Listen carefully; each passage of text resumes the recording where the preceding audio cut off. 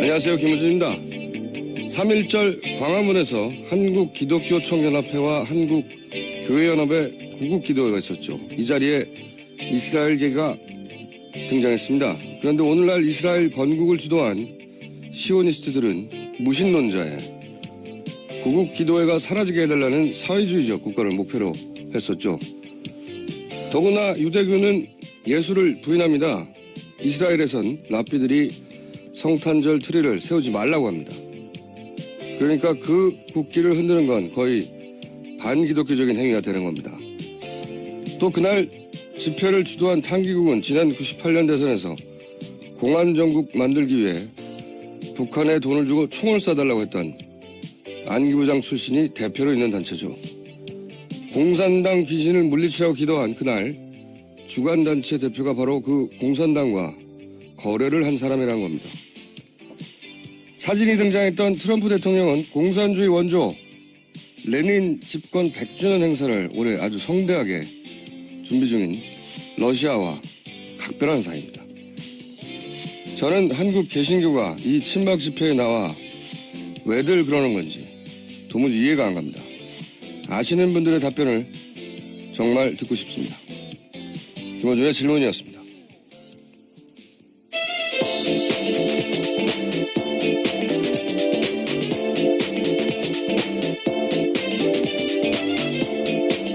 시사인의 김은지입니다.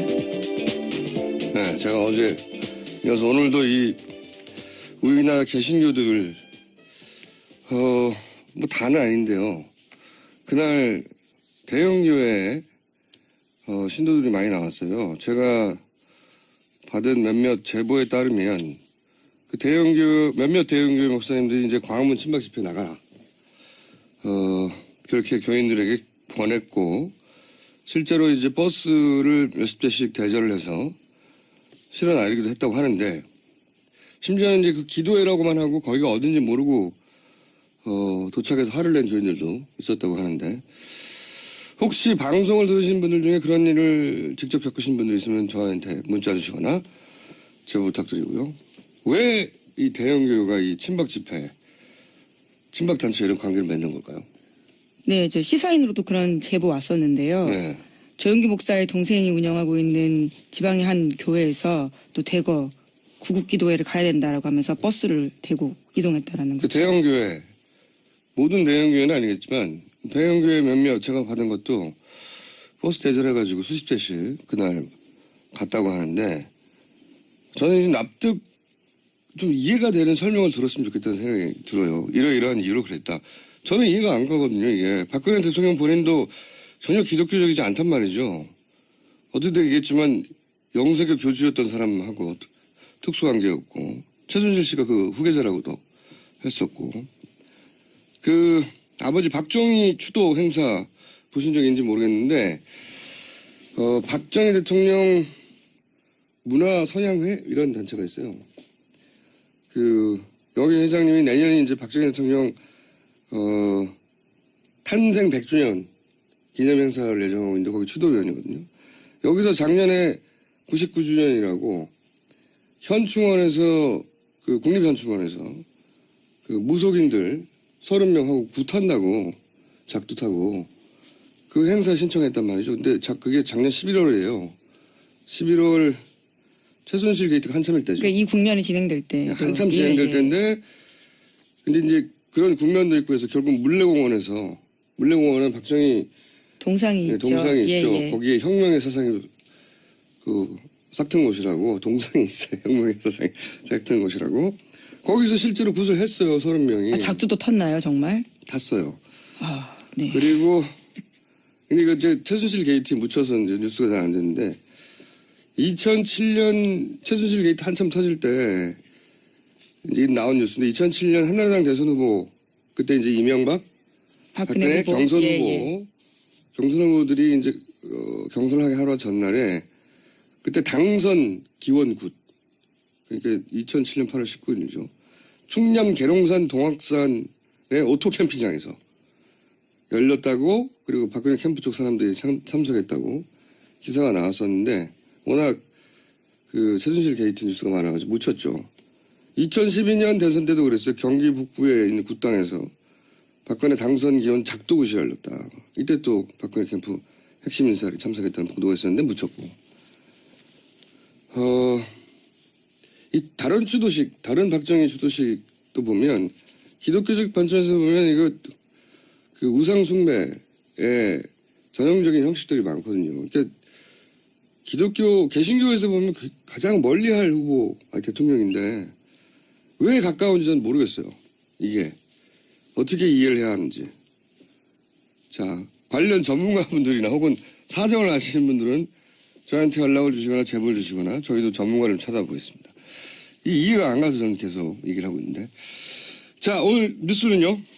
네, 지난해 8월 꾸려졌던 윤곽금 팀장의 검찰특별수사팀이요. 우병우 전 수석의 통화 내역을 조회하지 않았다라는 한겨레 보도가 있습니다.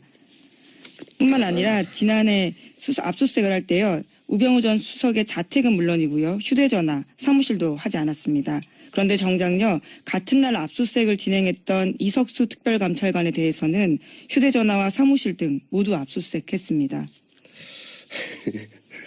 이게 이제 우병우 민정수석을 제대로 특검이 아니라 이제 검찰로 넘어가면 수사하겠냐 관련해서 나오는 뉴스들이죠. 이게 재밌는 것이 이석수 특별감찰관이 작년 8월에 수사 의뢰를 했어요. 검찰에. 예, 그렇죠. 우병우 전 민정수석에 대해서 수사 의뢰를 하며 압수수색을 의뢰했는데 그 의뢰한 특별감찰관의 의뢰대로 우병우 민정수석을 압수수색을 한 게 아니고 의뢰한 특별감찰관을 압수수색을 했어요. 예, 그렇죠. 기밀 누설했다고 하면서요. 감찰 기밀을 누설했다라는 이유고요. 말도 안 되는 거죠. 예. 어쨌든 검찰은 그때 수사를 한다고 해놓고 휴대전화도 안 했고 사무실도 안 했고 집도 안 했고 어디든지 안 했고. 네, 심지어 수사의 기본이라고 할 수 있는 통화 내역조차 조회하지 않았다는 아무것도 안 한 겁니다. 예. 텅텅 특검도 초반에 그래서 텅텅 비어 있다고 우병우 전 민정수석 관련해서는. 근데 제대로 할 수 있겠냐 하는 관련 뉴스죠. 네. 이거 외에도 또 우병우 민정수석이 그 당시 검찰총장하고도 통화 여러 번 했다. 이것도 기사 나오지 않았습니까? 예, 동아일보 보도인데요. 우 전 수석과 김수남 검찰총장이 지난해 7월부터 10월까지 20차례 통화했다라는 겁니다. 그중에서요. 김 총장이 우 전 수석에게 직접 전화를 한 것도 6차례나 된다라는 겁니다. 그런데 어제 검찰에서는 그랬죠. 예. 해명했었거든요. 전화 직접 건 적은 없다고 했는데요. 그걸 반박하는 보도인 거죠. 예. 기록이 있으니까요. 검찰총장과 민정수석이 직접 통화했다. 물론 그때 당시 최순실 게이트하고 관련된 얘기를 했다고 하겠습니까? 당연히 그때 얘기는 안 했다고 그러고 다른 일반적인 의논사를 의논했다고 하겠죠. 예, 지금 그렇게 해명하고 있습니다. 검찰 개혁에 대해서 이야기했다. 검찰 개혁. 검찰 개혁에 대해서 얘기했을 수는 있겠네요. 검찰 개혁 하지 말자고. 예, 김 총장이 우리가 이렇게 통화하는 게 바로 검찰 개혁 대상이야. 막 이런 얘기. 우린 정말 나쁜 사람들일까? 그런 통화를 했다면 제가 이야기했는데 이런 해명을 믿어달라고 항상 하는 게 참 재밌어요. 이것뿐만 아니고 검찰총장과 그 정도 했으면 그 밑에 담당자들하고 얼마나 많이 했겠어요. 네, 관련 보도도 나왔는데요. 한겨레 뉴스 보도에 따르면 안태근 법무부 검찰국장이 지난해 7월부터 10월, 그러니까 3개월 동안요. 우 전 수석 쪽과 1000차례 넘게 통화했다라는 겁니다. 1000여차례. 예. 3개월 동안. 그러니까 하루에 10통 넘는 거죠. 그렇죠. 이건 깨어있는 동안 밥 먹고 잠시 따라다니 하는 거 빼고는 거의 1시간에 한 번씩 하는 건데 이건 상사병 상태거든요. 이거는. 한 시간씩 매일 휴일도 없이 계속 이 통계치를 따르면 휴일도 없이 계속 했다. 예, 그렇죠. 놀랍습니다. 예. 예. 이럴 때 막 시상도 떠오르고 그러는데.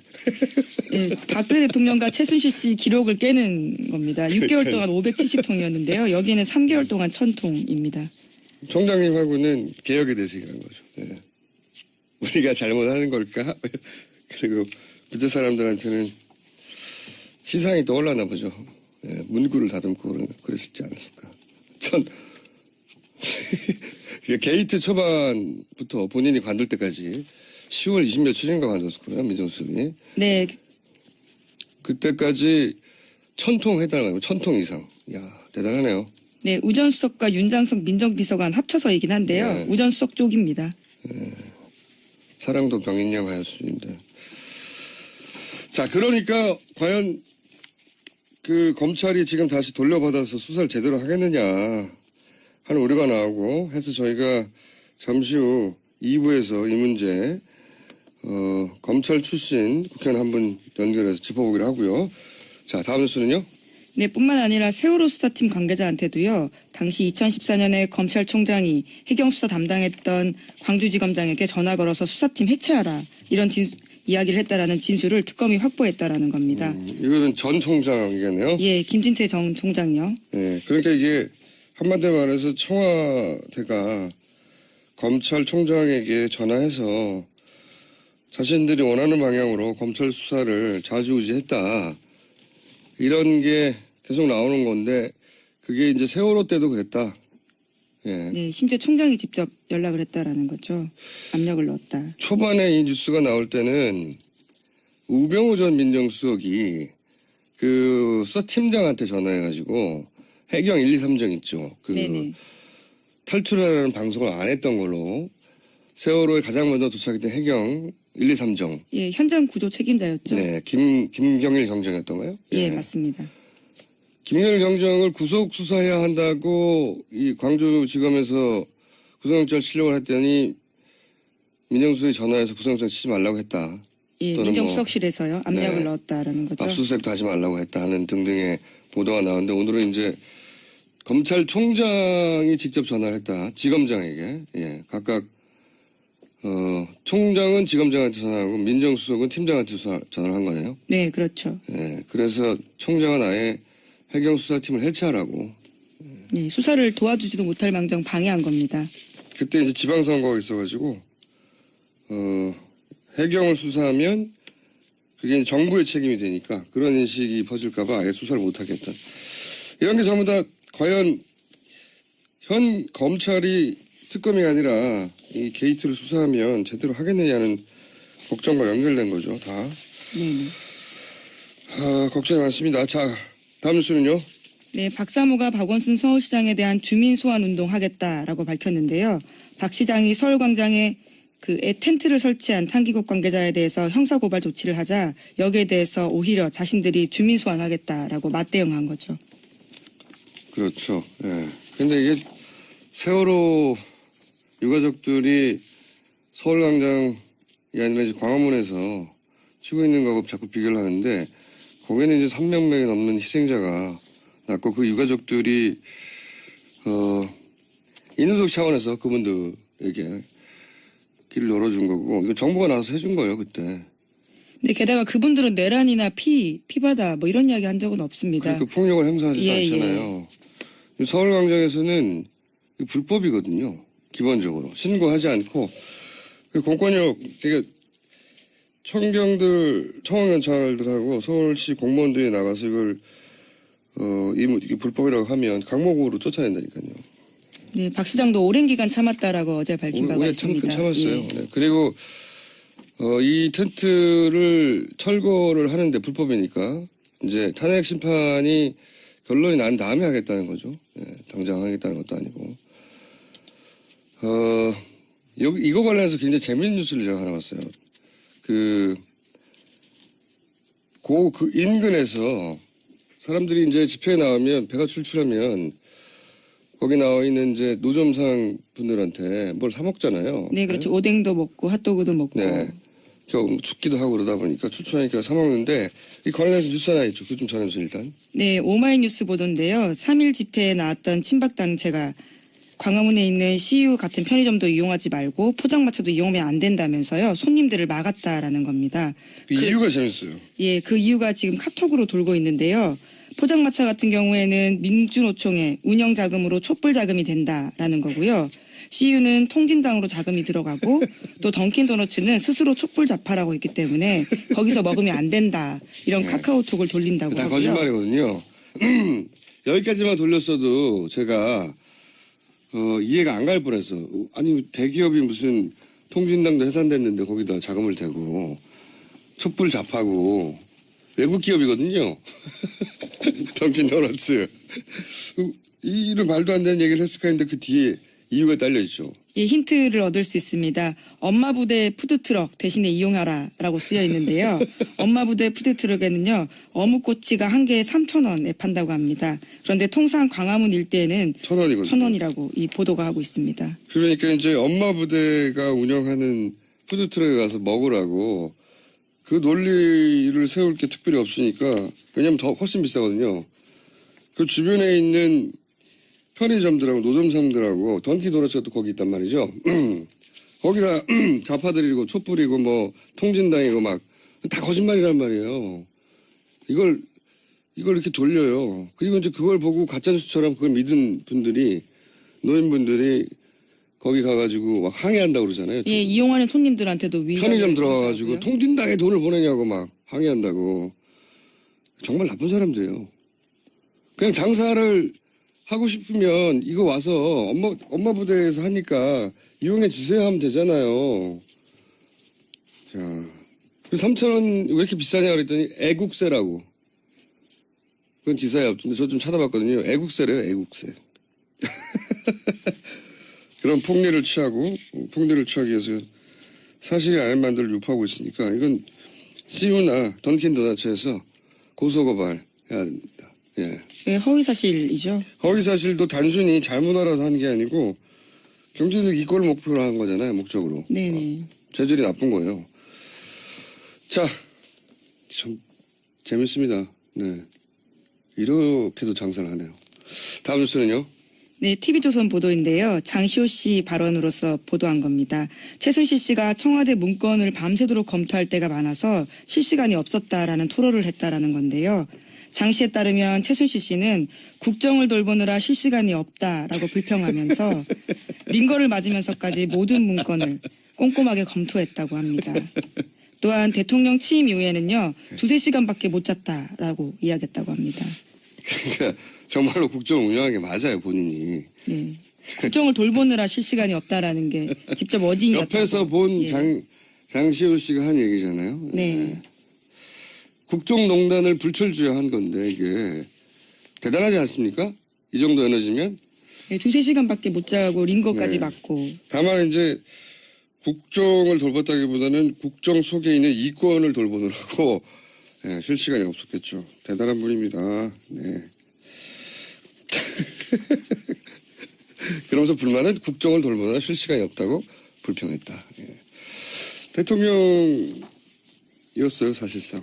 예, 하지만 박근혜 대통령은요, 지난 헌법재판소 최종 변론에도 쉬운 표현만 조언 들었지 문건 준 적 없다. 또 이렇게 이야기했거든요. 이거 관련해서는 그 반대되는 증언이 되게 많죠. 사태 초기 미르의 전 사무총장 이성환 씨가 네네. 이 얘기하고 딱 일치한 얘기를 했었죠. 네. 그때 매일매일 그 어마어마한 분량의 문서가 나왔고 그거를 자신을 비롯해 여러 사람이 나눠서 네. 체크하고 검토하고 했다. 믿지 않을 것이다라고 하며 나왔던 이야기 중 일부죠. 그 당시만 하더라도 믿기 쉽지 않은 이야기였습니다. 헌법재판소 재판관들은 그걸 다 믿을지 안 믿을지 모르겠네요. 굉장히 중요한 사안인 것 같은데. 자, 뉴스를 하나 정도 더 전할 수 있을 것 같습니다. 네, 자유한국당의 정우택 원내대표가 어제 비상대책위원회에서 이번 3월 국회가 대선 전 개헌을 할 수 있는 마지막 골든타임이다. 이렇게 말했습니다. 대선이 읽힌 뉴스가 하나 나왔는데 여기까지만 해야 되겠는데 이게 원래 개헌 이슈는 잘 생각해 보시면 제3지대라고 불리는 구상의 핵심 레퍼토리였어요. 개헌을 고리로 양극단을 배제한다는 건 친박 친문을 제외하고 그러니까 당시 새누리당하고 민주당의 문재인 이렇게 제외하고 가운데서 모이자. 이게 원래 제3지대고 거기가 그 고리가 개헌이었거든요. 근데 변했어요. 어떻게 변했냐면 민주당 제 모든 세력을 개헌으로 모으는 걸로 전선을 바꾸는 중입니다. 그러니까 친박 친문 제외해서 친문만 제외하는 것으로 전선을 바꾸는 중이에요. 여기서 자유한국당이 굉장히 그 주도적으로 드라이브를 걸고 있거든요. 개헌. 원래는 이 개헌은 소위 3지대 아까 말했던 양쪽 빼고 개헌 드라이브를 걸었었는데 자유한국당이 개헌 드라이브를 이유는 간단해요. 그쪽에서 베스트 시나리오는 탄핵이 기각되고 그걸 원한다고 그렇게 된다는 게 아니라 이제 그쪽의 시나리오를 따지자면 그다음에 이제 정치적 사면을 받는 거잖아요, 자기들은. 그러면 자유한국당, 바른당, 국민의당 이렇게 개헌 전선을 만들어서 왜냐하면 지금 민주당 후보 지지세가 워낙 강하니까 민주당 후보 대 나머지 전체의 전선을 만들려고 거기 그 흐름을 이제 자유한국당이 주도하고 있는 거죠. 문제는 이제 민주당 제외하고 또 개헌선이 200석이거든요. 네, 그렇죠. 200석이 안 돼요.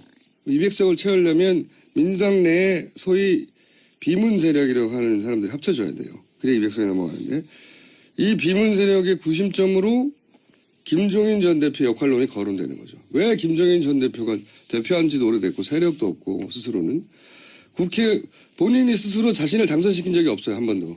선출직으로 다 비례였지. 근데 그분이 왜 자꾸 거론되느냐. 이 역할 때문에 그런 겁니다. 혹시 개헌선에 도달하는 그 나머지 부족분을 민주당 내에서 비문 세력으로 만들어서 그 사람들의 구심점을 할 사람이 김종인 전 대표가 아닌가. 근데 또 김종인 전 대표의 그 문제는 뭐냐면 그 세력을 대표할 대선 주자가 없어요. 그래서 이재명 전 시장도 전 시장이래. 죄송합니다. 네, 현 이재명 시장입니다. 네, 이재명 시장 하도 전이 많이 등장해가지고 요새 이재명 시장도 이렇게 관심을 뒀다가 지지율 떨어지자 반기문 전 총장한테 관심 옮겨갔다가 또 사퇴하자 최근엔 안희정 도지사를 생각하는 것으로 관측되고 있어요. 근데 이제 거기도 문제가 생기는 게 안희정 도지사 그러면 탈당을 해야 되는데 이번에 탈당할 분은 아니거든요. 그래서 안 되면 본인이 직접 그 개헌 세력의 후보로 본인이 직접 나오는 게 아니냐 이런 관측도 있는. 그래서 이 관련 뉴스를 읽으려면 그런 구도를 머릿속에 넣고 김종인 전 대표가 그러면 민주당 내 비문 세력의 중심으로 어떤 역할과 행보를 할까 하는 관점에서 이 사안을 보시면 뉴스가 좀 잘 이해가 갈 수 있습니다. 자, 오늘 여기까지 하겠습니다. 시사인의 김은지였습니다. 감사합니다. 어제 국민의당 박 전 대표가 저희와 인터뷰 중에 헌재 선고가 나오기 전에 박근혜 대통령이 자진 사퇴할 가능성이 있다고 언급을 했는데요. 이럴 경우 탄핵 심판은 어떻게 되는지 이 문제 한번 짚어보겠습니다. 헌법학자 건국대 법학전문대학원의 한상희 교수님 연결됐습니다. 안녕하세요, 교수님. 안녕하십니까. 네. 반갑습니다. 반갑습니다. 네, 저는 개인적으로 이런 가능성이 그렇게 높지는 않다고 보는데 교수님은 어떻게 보십니까? 이런 가능성이 있을까요? 사실 정상적으로만 생각한다면은 사퇴하는 게 합리적이죠. 사실 헌법재판소가 탄핵을 인용하게 되면은 그 결정문에 박근혜가 그동안 저질렀던 온갖 비리라든지 폭정이라든지 불법한 것들을 다 기록할 건데 이런 것들은 역사적인 공식적인 기록물로 남게 되거든요. 네. 역사를 두려워할 줄 아는 사람이라면은 사퇴하는 게 맞고요. 또 하나 이제 경우에 따라서는 지지자 결집을 위해서 그러니까 나는 억울하게 엮였다라고 억지를 부릴 수 있는 그런 여지도 있고요. 또 하나 이제 사퇴의 걸림돌이 어떤 수사 문제도 얼마 전에 황교안 총리가 특검 연장 승인을 거부하면서 두 가지 가이드라인을 제시했거든요. 특검에서 수사 충분히 했다. 뭐 더 필요하느냐.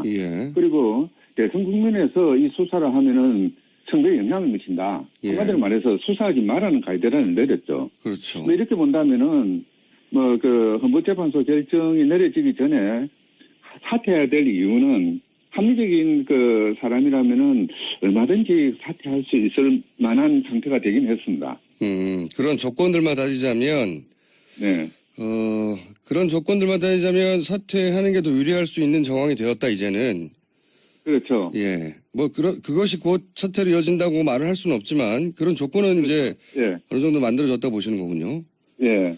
사실 사퇴하게 되면은 이제 헌법재판소가 어떻게 해야 되느냐에 대해서 조금 이런저런 논란이 있긴 한데요. 네. 일부에서는 피청구인이 없어졌으니까 사퇴를 했으니까 각하해를 해야 된다.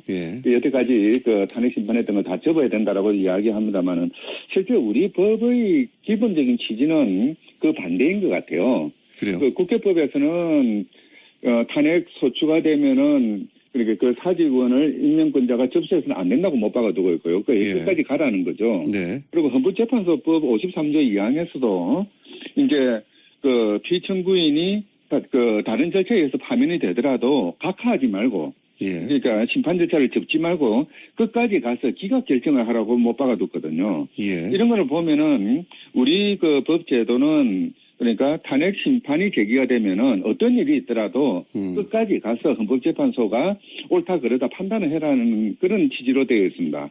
이런 취지를 살리자면은 당연히 헌법재판소는 사퇴하든 안 하든 지금 했던 그 심판 절차를 계속 유지해서 이미 이제 사실 그 변론이 다 종결이 되었고 평의에 들어가 있거든요. 예. 그렇다면은 그 결정을 내리면서 그동안 우리 그 정치 구조에서 가장 큰 문제였던 제왕적 대통령제 이거를 어떻게 앞으로 막아야 될 것인지 이제 그 잘못된 관행에 결정적인 그런 헌법적인 그 결론을 내려줄 필요가 있습니다. 무엇이 잘못됐고 대통령은 어디까지 일을 할 수 있고 무엇을 하면 안 되는지 그렇게 이제 못을 박아둘 필요도 있고요. 네. 더 나아가서 외국의 경우에도 사퇴를 하더라도 끝까지 그 탄핵 심판을 제기해가지고 파면 결정을 한 경우도 있거든요. 예. 브라질이 뭐 대표적인 경우인데요.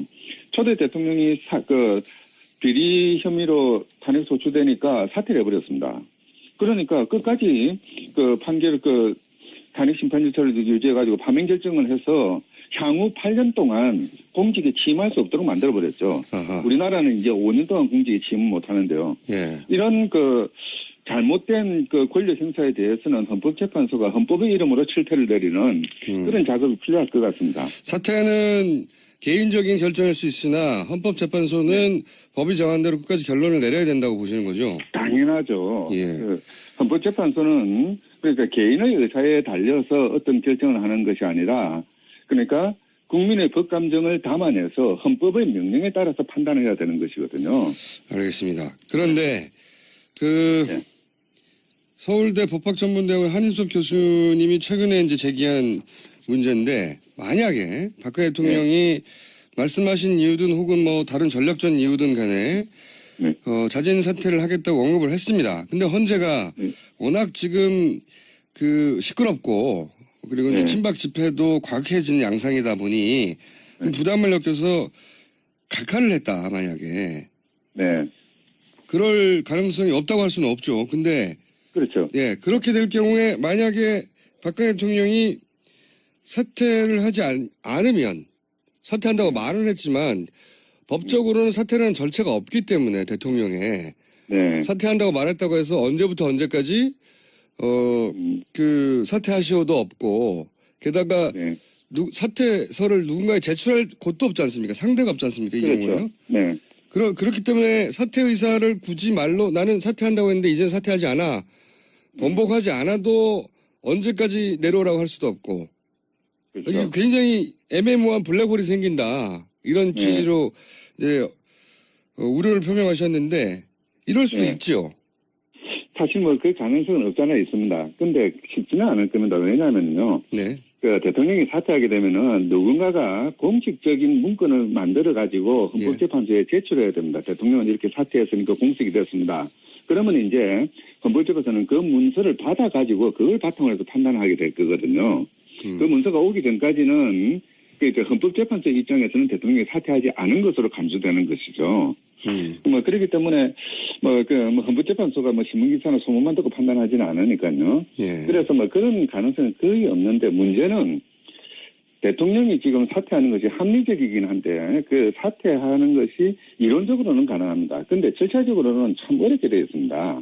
절차가 없다면서요. 예. 예, 국회법에서는 그 임용권자는 사직원을 접수하지 말아라고 이야기를 하고 있거든요. 예. 이제 이렇게 되면은 대통령이 사퇴 의사를 표명하더라도 그 사퇴했다는 것을 공식적으로 누군가가 확인해 줄 수 있는 그런 그렇죠. 사람이 없어지는 것이 되어버리죠. 그렇죠. 그렇다면은 대통령이 사퇴 의사를 표명했다 하더라도 그것을 확인해서 헌법재판소에 문서를 보내줄 사람이 과연 누군가. 이게 그 황교안 총리도 아니어야 된다고 하는 게 우리 국회법의 기본 취지거든요. 그러니까 본인한테 사퇴한다고 의사를 밝히는 거잖아요, 지금. 그렇죠. 이제 사실은 뭐 우리 법 제도의 큰 구멍이라고 할 수 있는데요. 예. 뭐 다른 경우는 이제 그 이승만 대통령 같은 경우에는 탄핵 절차가 진행되기 전에 예. 이제 자기가 사퇴한다고 밝히고 사직원을 국회에 보냈고 국회가 본회의를 열어가지고 사직원 수리를 공포를 했습니다. 뭐 그런 절차가 있고요. 예. 우리 그 지방자치법에서도 이제 지방자치단체장이 사직을 할 때는 의회에다가 사직 통보서를 보낸다. 이런 절차가 있거든요. 그런데 지금의 경우에는 대통령은 그런 규정도 없을 뿐만 아니라 지금 탄핵 심판 대상으로 되어 있거든요. 예, 예. 그리고 그 부분에 대해서는 국회법은 사직원을 절대 수리하지 말아라고 정해놓고 있고요. 이제 이러다 보니까 이론적으로는 대통령은 사직을 할 수 있습니다만은 절차상으로는 그 사직했다는 걸 확인해주고 그래서 헌법재판소가 그에 기해서 뭐 각하할 건지 기각을 할 건지 인용을 할 건지 고민할 수 있는 그런 계기가 될 수 있는 절차 자체가 없습니다. 아, 이건 굉장히 큰 혼란이 생길 수도 있겠네요. 그렇죠. 예, 대통령을 사퇴한다고 했으나 실질적으로는 대통령으로 있으면서 누군가가 어떻게 강제할 수도 없는 상황, 네, 예. 이런 애매모호한 상황에 빠져서 이게 이거 굉장히 우려스러운 상황이 발생할 수도 사실 좀 있네요. 복잡한 상황이 되는데요. 예, 결국은 이제 뭐 대통령이 사퇴 의사를 표명하든 안 하든 헌법재판소는 지금 수준대로 그대로 가서 뭐 조만간 그 탄핵 결정을 내리는 그게 가장 바람직한 모습이죠. 근데 이제 걱정하는 바는 그렇게 해서 예를 들어서 뭐 인용 결정이 난다든가 하면 모든 결론은 깔끔하게 나겠지만 네. 아까도 말씀드렸다시피 대상이 없어지니까 각하를 한다든가 정치적 부담이 생겨서 이럴 경우는 그런 말씀하신 그 구멍과 함께 결합해서 그 다음 진행할 법적 절차가 없는 상황이 되는 거죠. 그렇죠. 예. 뭐 알겠습니다. 만약에 이제 그 대통령이 사의를 표명했음에도 불구하고 사의를 표명했고 그걸 이유로 해서 이제 헌법재판소가 각하를 했는데 대통령이 나는 그럼에도 불구하고 다시 한번 해볼래 하고 자기의 의사를 그 반복 건의하는 경우에 네. 이제 이런 경우는 왜냐하면 그런 거 가능하다고 생각하는 게 거리에서 이제 그 친박 집회가 어마어마하게 일어나고 참 그다음에 자유한국당에서 얘기하고 그러면 그럼 마지못해 국민들이 원하니까 마지못해 지금도 당장 국민들이 반반으로 의견이 갈렸다고 청와대도 주장하거든요. 그렇죠. 그것도 우리는 지금은 웃지만 그럴 가능성이 제로라고 말할 수는 없겠습니다. 박근혜 대통령이 이때가 해왔던 선택들을 보면. 사실 뭐 그 경우에는 이제 탄핵 반대하는 쪽에서 정말 말도 안 되게 주장하는 그 재심 절차라는 걸 이용할 수밖에 없겠죠. 재심 절차. 네. 자, 거기까지 오늘은 가지 말죠. 어쨌든 그럴 경우에 상당한 절차적 혼란이 생기고 이걸 해결할 방안은 지금의 법적 절차로는 없다. 네. 이거 대비해야 되는 상황이네요. 그런 혼란을 막기 위해서라도 헌법재판소가 섣불리 각하 결정을 해서는 안 되는 거죠. 이 사건은 어떤 경우에도 지금 이미 그 사퇴를 하기 위한 그 적기가 지금 사라졌거든요. 이미 실기했습니다. 알겠습니다. 결론이 다 끝났고요. 지금 예. 평에 들어가 있는 상태이기 때문에 사퇴를 하든 않든 관계없이 헌법재판소는 본안 결정으로 들어가야 되는 거죠. 각하해서는 안 되는 거죠. 알겠습니다. 자, 그리고 이제 교수님도 네. 이런 전망을 내놓으실 때 굉장히 조심스러우실 것 같긴 합니다만 전 국민이 궁금해하는 사안이라 여쭤볼게요. 이번에는 재판관들 이름을 다 결정문에 쓰지 않습니까? 소수 의견까지 다. 그래서 이제 그렇죠. 누가 뭐라고 결론 냈는지 다 드러나게 되는데 네. 그래서 교수님은 아예 8대0으로 나올 수도 있다고 이야기하신 적이 있는 걸로 아는데 네. 왜 그런 말씀하시는지 좀 설명해 주십시오. 보통 이제 헌법재판소 결정을 예측을 할 때 재판관의 그 정치적인 또는 어떤 이념적인 성향이 어떻게 되느냐, 보수적이냐, 진보적이냐 뭐 이런 걸 가지고 판단을 하고 또 실제 판결문이 그렇게 나온 경우도 많거든요. 결정문들이. 그런데 이번 사건의 경우에는 일반적인 사건하고 다른 것입니다. 이번 사건은 적어도 대한민국의 정치적 운명에 대해 관한 그런 판단을 내리는 것이거든요. 워낙 예외적이고 중대한 사건이죠. 이런 부분에 대해서 재판관들이 자신의 어떤 정치적인 그 지향점이나 또는 인간적인 어떤 친소관계를 이유로 해서 판결에 임하지는 않을 거라고 생각합니다. 이제 그래야 한다고 이제 기대하시는 거죠. 예. 네, 당연히 또 그렇게 해야 되는 것이고요. 워낙 중차대한 사건이기 때문에 재판관들이 함부로 판단하지는 않을 겁니다. 그 이제 재판관에 대한 저희 뭐 신뢰이기도 하고요. 이제 바로 그런 점에서 본다면은 만약에 어떤 결정, 이런 중대한 결정이 뭐 다수 의견, 소수 의견으로 나뉘게 되면은 이 소수 의견에 기재되어 있는 글자 하나, 문구 하나, 구절 하나를 가지고 탄핵에 반대하는 사실 뭐 거의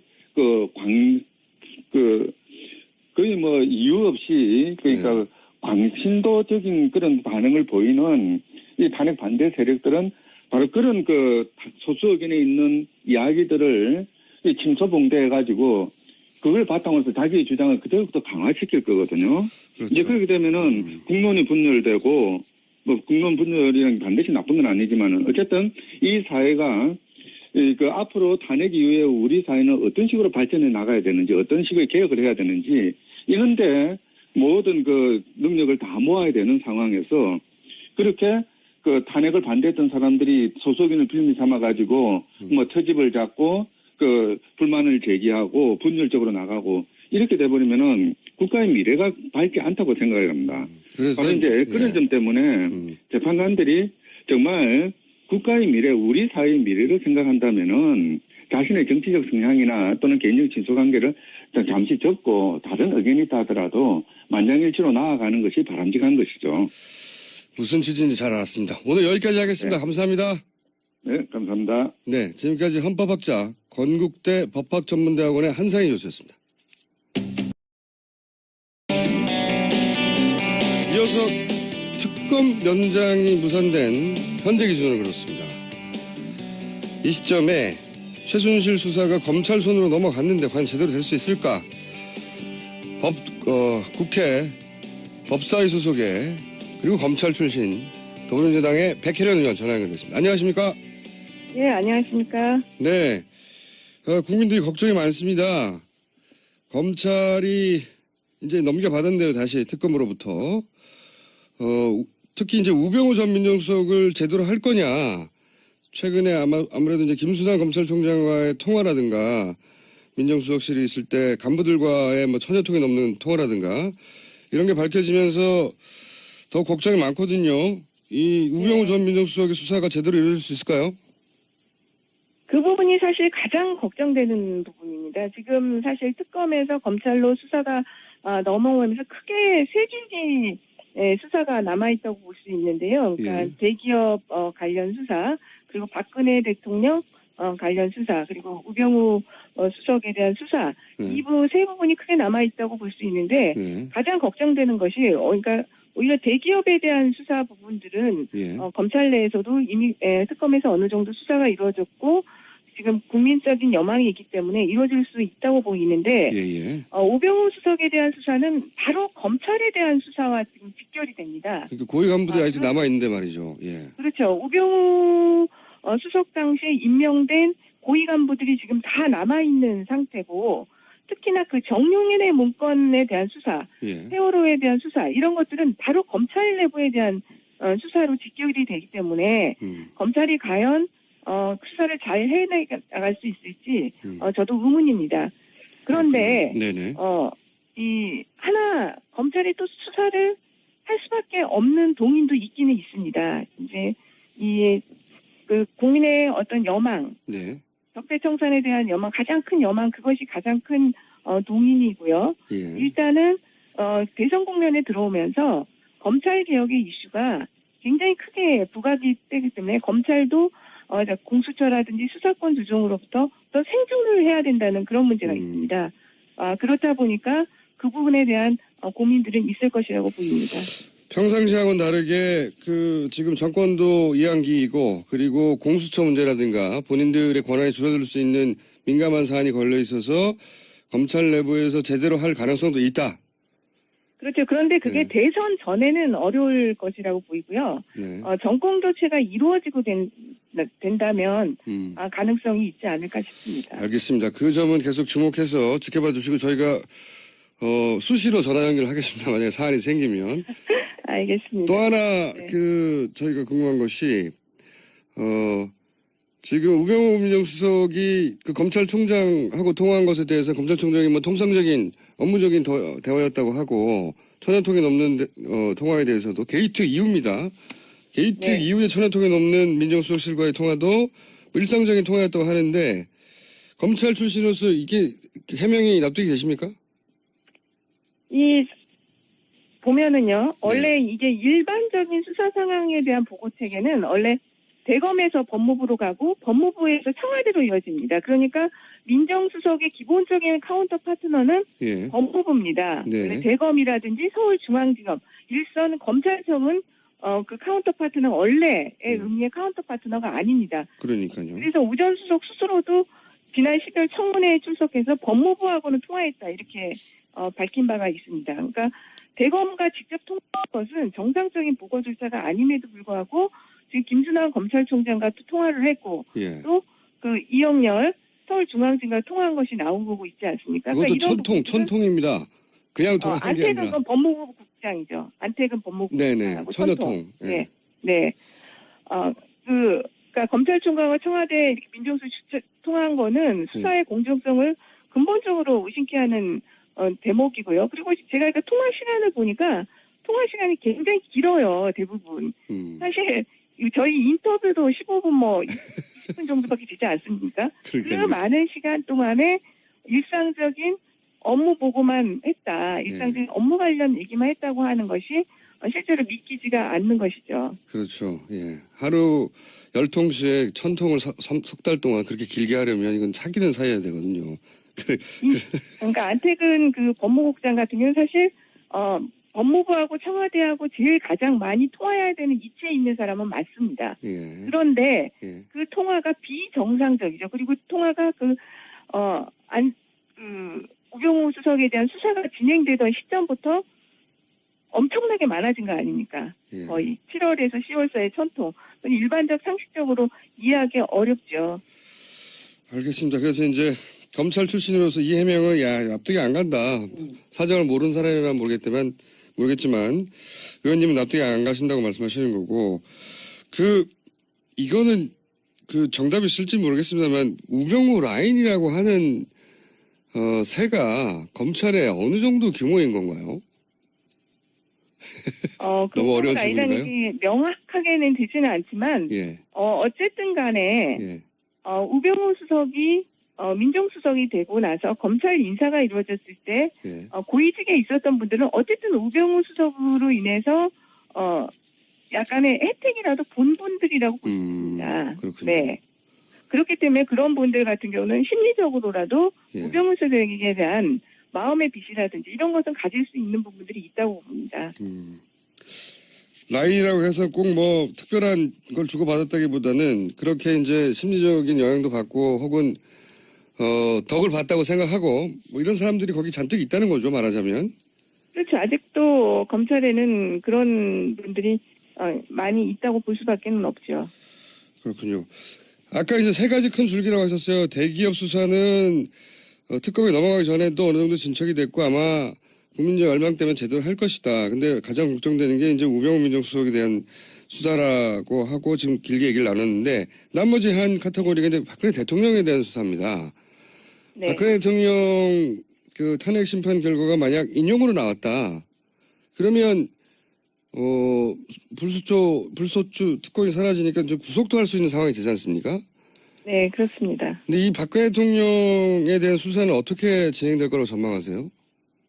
박근혜 대통령에 대한 수사도 지금 검찰 같은 경우는 제가 볼 땐 대기업에 대한 수사 부분으로 시작을 해서 대기업에 대한 수사도 지금 수사 대상자가 굉장히 많습니다. 그렇죠. 그러니까 지금 탄핵 심판이 3월 10일에서 3월 13일 전에는 이루어진다고 보기 때문에 예. 그러면은 대선이 5월 초순경이면 끝나지 않습니까? 약 2달 이제 있는 것인데 검찰에서는 제가 볼 때는 최대한 박근혜 대통령에 대한 수사도 대선이 끝난 이후로 미룰 가능성이 크다고 봅니다. 정치적 부담 때문에.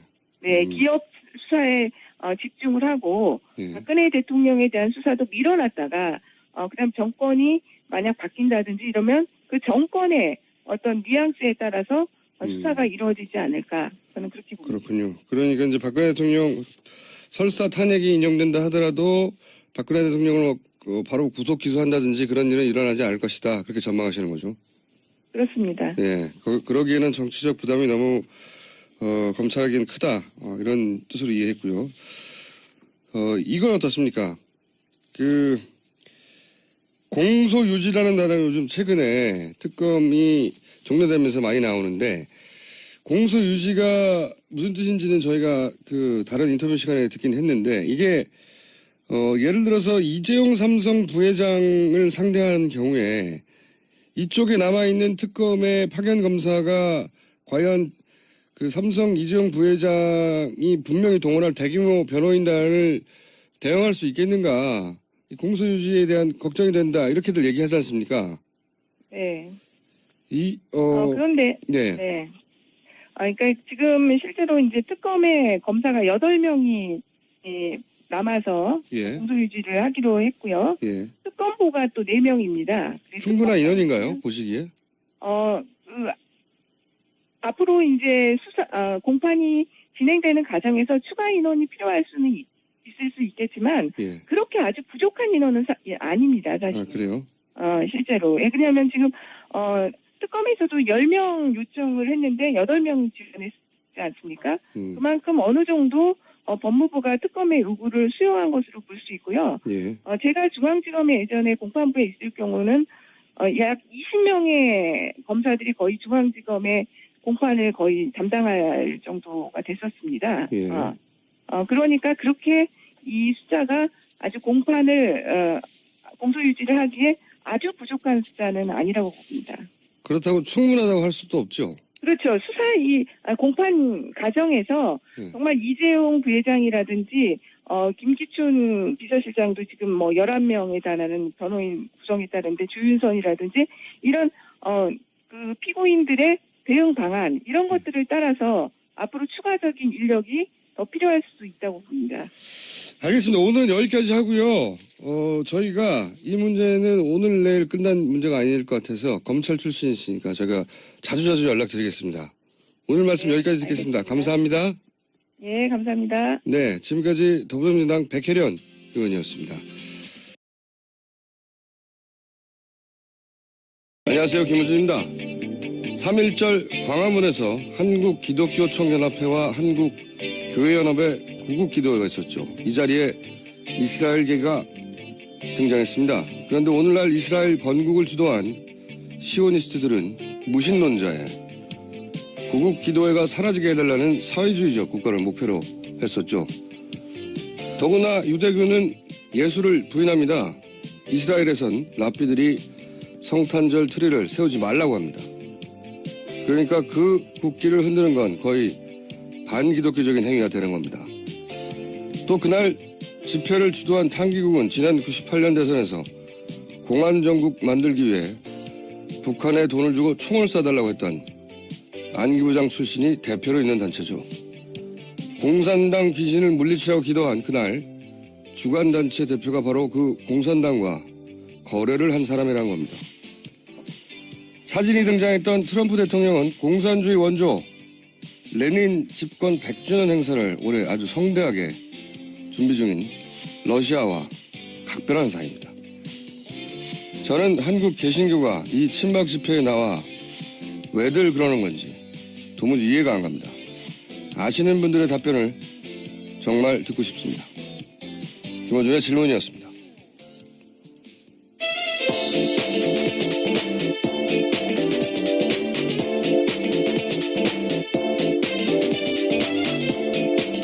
시사인의 김은지입니다.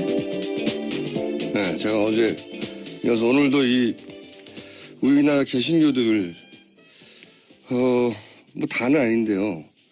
그날 대형교회에 신도들이 많이 나왔어요. 제가 받은 몇몇 제보에 따르면 그 몇몇 대형교회 목사님들이 이제 광화문 친박 집회 나가라. 그렇게 교인들에게 권했고 실제로 이제 버스를 몇십 대씩 대절을 해서 실어 나르기도 했다고 하는데 심지어는 이제 그 기도회라고만 하고 거기가 어딘지 모르고 도착해서 화를 낸 교인들도 있었다고 하는데 혹시 방송을 들으신 분들 중에 그런 일을 직접 겪으신 분들 있으면 저한테 문자 주시거나 제보 부탁드리고요. 왜 이 대형교회가 이 친박 집회에 친박단체 이런 관계를 맺는 걸까요? 네, 저 시사인으로도 그런 제보 왔었는데요. 네. 조영기 목사의 동생이 운영하고 있는 지방의 한 교회에서 또 대거 구국기도회를 가야 된다라고 하면서 버스를 대고 이동했다라는 그 거죠. 대형교회, 모든 대형교회는 아니겠지만 대형교회 몇몇 제가 받은 것도 버스 대절해가지고 수십 대씩 그날 갔다고 하는데 저는 이제 납득 좀 이해가 되는 설명을 들었으면 좋겠다는 생각이 들어요. 이러이러한 이유로 그랬다. 저는 이해가 안 가거든요. 이게 박근혜 대통령 본인도 전혀 기독교적이지 않단 말이죠. 어쨌든 얘기했지만 영세교 교주였던 사람하고 특수관계였고 최순실 씨가 그 후계자라고도 했었고 그 아버지 박정희 추도 행사 보신 적인지 모르겠는데 박정우 민정수석을 압수수색을 한 게 아니고 의뢰한 특별감찰관을 압수수색을 했어요. 예, 그렇죠. 기밀 누설했다고 하면서요. 감찰 기밀을 누설했다라는 이유고요. 말도 안 되는 거죠. 예. 어쨌든 검찰은 그때 수사를 한다고 해놓고 휴대전화도 안 했고 사무실도 안 했고 집도 안 했고 어디든지 안 했고 네, 심지어 수사의 기본이라고 할 수 있는 통화 내역조차 조회하지 않았다는 아무것도 안 한 거죠. 겁니다. 예. 텅텅 특검도 초반에 그래서 텅텅 비어 있다고 우병우 전 민정수석 관련해서는 근데 제대로 할 수 있겠냐 하는 관련 뉴스죠. 네. 이거 외에도 또 우병우 민정수석이 그 당시 검찰총장하고도 통화 여러 번 했다. 이것도 기사 나오지 않았습니까? 예, 동아일보 보도인데요. 우 전 수석과 김수남 검찰총장이 지난해 7월부터 10월까지 20차례 통화했다라는 겁니다. 그중에서요. 김 총장이 우 전 수석에게 직접 전화를 한 것도 6차례나 된다라는 겁니다. 그런데 어제 검찰에서는 그랬죠. 예, 예. 해명했었거든요. 전화 직접 건 적은 없다고 했는데요. 그걸 반박하는 보도인 거죠. 예. 기록이 있으니까요. 검찰총장과 민정수석이 직접 통화했다. 물론 그때 당시 최순실 게이트하고 관련된 얘기를 했다고 하겠습니까? 당연히 그때 얘기는 안 했다고 그러고 다른 일반적인 의논했다고 하겠죠. 예, 지금 그렇게 해명하고 있습니다. 네, 너무 검찰 개혁에 대해서 이야기했다. 검찰 이렇게. 개혁. 검찰 개혁에 대해서 얘기했을 수는 있겠네요. 검찰 개혁 하지 말자고. 예, 김 총장이 우리가 이렇게 통화하는 게 바로 검찰 개혁 대상이야. 막 이런 얘기. 우린 정말 나쁜 사람들일까? 그런 통화를 했다면서 이야기했는데 이런 해명을 믿어달라고 항상 하는 게 참 재밌어요. 이것뿐만 아니고 검찰총장과 그 정도 했으면 그 밑에 담당자들하고 얼마 많이 했겠어요. 네, 관련 보도도 나왔는데요. 한겨레 뉴스 보도에 따르면 안태근 법무부 검찰국장이 지난해 7월부터 10월, 그러니까 3개월 동안요. 우 전 수석 쪽과 1000차례 넘게 통화했다라는 겁니다. 천여 차례. 예. 3개월 동안. 그러니까 이거는- 하루에 10통 넘는 거죠. 그렇죠. 이건 깨어있는 동안 밥 먹고 잠시 다른 일 하는 거 빼고는 거의 1시간에 한 번씩 하는 건데 이건 상사병 상태거든요. 이거는. 하루 1시간씩 매일 휴일도 없이 해요. 이 통계치를 따르면 휴일도 없이 계속 했다. 예, 그렇죠. 놀랍습니다. 예. 이럴 때 막 시상도 떠오르고 그러는데. 예, 박근혜 대통령과 최순실 씨 기록을 깨는 겁니다. 6개월 동안 570통이었는데요. 여기는 3개월 동안 1000통입니다. 총장님하고는 개혁에 대해서 얘기하는 거죠. 예. 우리가 잘못하는 걸까? 그리고 밑에 사람들한테는 시상이 떠올랐나 보죠. 예, 문구를 다듬고 그랬을지 않았을까. 이게 게이트 초반부터 본인이 관둘 때까지 10월 20며칠인가 관뒀을 거예요. 민정수석이. 네, 그때까지 1000통 해달라고 1000통 이상. 야 대단하네요. 네, 우 전 수석과 윤장석 민정비서관 합쳐서이긴 한데요. 네. 우 전 수석 쪽입니다. 사랑도 병인양 하였수인데. 자, 그러니까 과연 그 검찰이 지금 다시 돌려받아서 수사를 제대로 하겠느냐 하는 우려가 나오고 해서 저희가 잠시 후 2부에서 이 문제 검찰 출신 국회의원 한 분 연결해서 짚어보기로 하고요. 자, 다음 뉴스는요. 네, 뿐만 아니라 세월호 수사팀 관계자한테도요. 당시 2014년에 검찰총장이 해경수사 담당했던 광주지검장에게 전화 걸어서 수사팀 해체하라 이런 이야기를 했다라는 진술을 특검이 확보했다라는 겁니다. 이거는 전 총장이겠네요. 예, 김진태 전 총장요. 네, 그러니까 이게 한마디로 말해서 청와대가 검찰총장에게 전화해서 자신들이 원하는 방향으로 검찰 수사를 좌지우지했다. 이런 게 계속 나오는 건데 그게 이제 세월호 때도 그랬다. 예. 네, 심지어 총장이 직접 연락을 했다라는 거죠. 압력을 넣었다. 초반에 이 뉴스가 나올 때는 우병우 전 민정수석이 그 수사팀장한테 전화해가지고 해경 1, 2, 3정 있죠. 그 네네. 탈출하는 방송을 안 했던 걸로 세월호에 가장 먼저 도착했던 해경 1, 2, 3정. 예, 현장 구조 책임자였죠. 네, 김경일 경정이었던가요? 예, 맞습니다. 김경일 경정을 구속 수사해야 한다고 이 광주지검에서 구속영장 치려고 했더니 민정수석이 전화해서 구속영장 치지 말라고 했다. 예, 또는 민정수석실에서요. 압력을 네. 넣었다라는 거죠. 압수수색도 하지 말라고 했다 하는 등등의 보도가 나왔는데 오늘은 이제 검찰총장이 직접 전화를 했다. 지검장에게. 예, 각각 총장은 지검장한테 전화하고 민정수석은 팀장한테 전화를 한 거네요. 네, 그렇죠. 예, 그래서 총장은 아예 해경 수사팀을 해체하라고. 네, 수사를 도와주지도 못할 망정 방해한 겁니다. 그때 이제 지방선거가 있어가지고 해경을 수사하면 그게 이제 정부의 책임이 되니까 그런 인식이 퍼질까봐 아예 수사를 못하겠다. 이런 게 전부 다 과연 현 검찰이 특검이 아니라 이 게이트를 수사하면 제대로 하겠느냐는 걱정과 연결된 거죠, 다. 네. 걱정이 많습니다. 자, 다음 뉴스는요. 네, 박사모가 박원순 서울시장에 대한 주민 소환 운동 하겠다라고 밝혔는데요. 박 시장이 서울광장에 그에 텐트를 설치한 탄기국 관계자에 대해서 형사고발 조치를 하자 여기에 대해서 오히려 자신들이 주민 소환하겠다라고 맞대응한 거죠. 그렇죠. 예. 근데 이게 세월호 유가족들이 서울광장이 아니라 이제 광화문에서 치고 있는 거하고 자꾸 비교를 하는데 거기는 이제 300명이 넘는 희생자가 났고 그 유가족들이 인도적 차원에서 그분들에게 길을 열어준 거고 이거 정부가 나서서 해준 거예요 그때. 근데 게다가 그분들은 내란이나 피바다 뭐 이런 이야기 한 적은 없습니다. 그러니까 폭력을 행사하지도 예, 않잖아요. 서울광장에서는 불법이거든요. 기본적으로 신고하지 않고 공권력 그러니까 청원경찰들하고 서울시 공무원들이 나가서 이걸 이게 불법이라고 하면 강목으로 쫓아낸다니까요. 네, 박 시장도 오랜 기간 참았다라고 어제 밝힌 바가 있습니다. 참았어요. 예. 네. 그리고 이 텐트를 철거를 하는데 불법이니까 이제 탄핵 심판이 박정희 대통령 문화서양회 이런 단체가 있어요. 여기 회장님이 내년에 이제 박정희 대통령 탄생 100주년 기념 행사를 예정하고 있는데 거기 추도위원이거든요. 여기서 작년에 99주년이라고 현충원에서 국립현충원에서 무속인들 30명하고 굿한다고 작두 타고 그 행사 신청했단 말이죠. 근데 그게 작년 11월이에요. 11월 최순실 게이트가 한참일 때죠. 그러니까 이 국면이 진행될 때. 한참 진행될 때인데 근데 이제 그런 국면도 있고 해서 결국 물레공원은 박정희 동상이 있죠. 동상이 있죠. 예. 거기에 혁명의 사상이 삭튼 곳이라고 동상이 있어요. 혁명의 사상이 삭튼 곳이라고. 거기서 실제로 구슬했어요. 30명이. 작두도 탔나요, 정말? 탔어요. 네. 그리고 근데 이거 이제 최순실 게이트에 묻혀서 이제 뉴스가 잘 안 됐는데 2007년 최순실 게이트 한참 터질 때 이제 나온 뉴스인데 2007년 한나라당 대선 후보 그때 이제 이명박, 박근혜 후보. 경선 예, 후보 예. 경선 후보들이 이제 경선하기 하루 전날에 그때 당선 기원굿 그러니까 2007년 8월 19일이죠.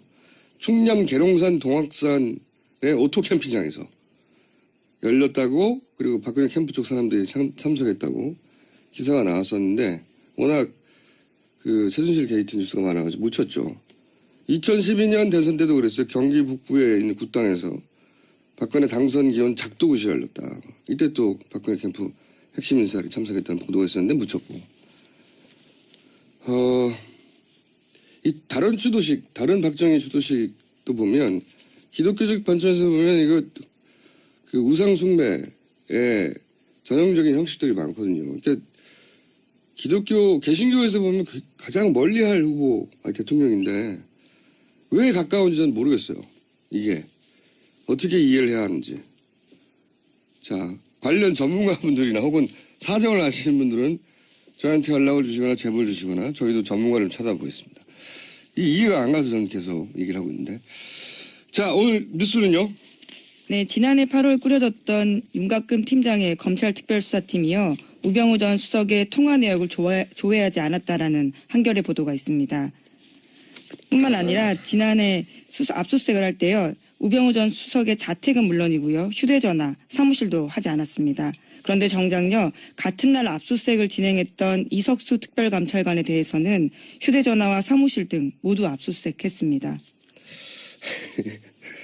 이게 이제 우병우 민정수석을 제대로 특검이 아니라 이제 검찰로 넘어가면 수사하겠냐 관련해서 나오는 뉴스들이죠. 이게 재밌는 것이 이석수 특별감찰관이 작년 8월에 수사 의뢰를 했어요. 검찰에. 예, 그렇죠. 우병우 전 민정수석에 대해서 수사 의뢰를 하며 압수수색을 의뢰했는데 그 의뢰한 특별감찰관의 의뢰대로 우병우 결론이 난 다음에 하겠다는 거죠. 예, 당장 하겠다는 것도 아니고. 이거 관련해서 굉장히 재밌는 뉴스를 제가 하나 봤어요. 그 인근에서 사람들이 이제 집회에 나오면, 배가 출출하면, 거기 나와 있는 이제 노점상 분들한테 뭘 사먹잖아요. 네, 그렇죠. 오뎅도 먹고 핫도그도 먹고. 네. 겨우 춥기도 하고 그러다 보니까 출출하니까 사먹는데, 이 관련해서 뉴스 하나 있죠. 그거 좀 전해주세요, 일단. 네, 오마이뉴스 보도인데요. 3일 집회에 나왔던 친박단체가 광화문에 있는 CU 같은 편의점도 이용하지 말고 포장마차도 이용하면 안 된다면서요. 손님들을 막았다라는 겁니다. 그 이유가 재밌어요. 예, 그 이유가 지금 카톡으로 돌고 있는데요. 포장마차 같은 경우에는 민주노총의 운영 자금으로 촛불 자금이 된다라는 거고요. CU는 통진당으로 자금이 들어가고 또 던킨도너츠는 스스로 촛불 자파라고 있기 때문에 거기서 먹으면 안 된다. 이런 카카오톡을 돌린다고 다 하고요. 거짓말이거든요. 여기까지만 돌렸어도 제가 이해가 안 갈 뻔했어. 아니 대기업이 무슨 통진당도 해산됐는데 거기다 자금을 대고 촛불 잡하고 외국 기업이거든요. 던킨도너츠. 이런 말도 안 되는 얘기를 했을까 했는데 그 뒤에 이유가 딸려있죠. 예, 힌트를 얻을 수 있습니다. 엄마 부대 푸드트럭 대신에 이용하라라고 쓰여 있는데요. 엄마 부대 푸드트럭에는요. 어묵꼬치가 한 개에 3,000원에 판다고 합니다. 그런데 통상 광화문 일대에는 1,000원이거든요. 1,000원이라고 이 보도가 하고 있습니다. 그러니까 이제 엄마 부대가 운영하는 푸드트럭에 가서 먹으라고 그 논리를 세울 게 특별히 없으니까 왜냐면 더 훨씬 비싸거든요. 그 주변에 있는 편의점들하고 노점상들하고 던킨도너츠가 또 거기 있단 말이죠. 거기다 좌파들이고 촛불이고 뭐 통진당이고 막 다 거짓말이란 말이에요. 이걸 이렇게 돌려요. 그리고 이제 그걸 보고 가짜뉴스처럼 그걸 믿은 분들이 노인분들이 거기 가가지고 막 항의한다고 그러잖아요. 예, 이용하는 손님들한테도 편의점 들어가가지고 통진당에 돈을 보내냐고 막 항의한다고. 정말 나쁜 사람들이에요. 그냥 장사를 하고 싶으면 이거 와서 엄마 부대에서 하니까 이용해 주세요 하면 되잖아요. 야, 3,000원 왜 이렇게 비싸냐 그랬더니 애국세라고. 그건 기사에 없던데 저 좀 찾아봤거든요. 애국세래요, 애국세. 그런 폭리를 취하기 위해서 사실이 아닌 말들을 유포하고 있으니까 이건 CU나 던킨도너츠에서 고소고발 해야 됩니다. 예. 예, 허위사실이죠. 허위사실도 단순히 잘못 알아서 하는 게 아니고 경제적 이권을 목표로 한 거잖아요. 목적으로. 네네. 재질이 나쁜 거예요. 자, 참 재밌습니다. 네, 이렇게도 장사를 하네요. 다음 뉴스는요. 네, TV조선 보도인데요. 장시호 씨 발언으로서 보도한 겁니다. 최순실 씨가 청와대 문건을 밤새도록 검토할 때가 많아서 실시간이 없었다라는 토로를 했다라는 건데요. 장 씨에 따르면 최순실 씨는 국정을 돌보느라 실시간이 없다라고 불평하면서 링거를 맞으면서까지 모든 문건을 꼼꼼하게 검토했다고 합니다.